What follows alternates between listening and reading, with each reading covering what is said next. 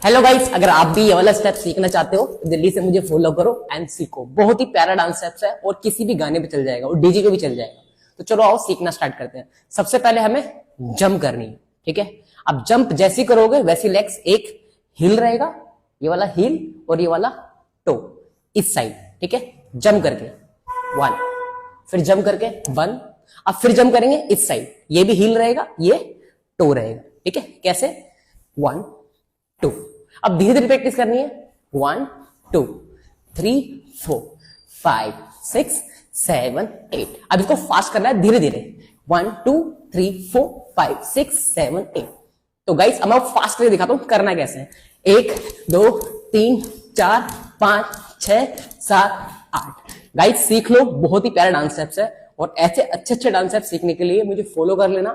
Thank you, keep dancing. Video को share जरूर करना, ओके।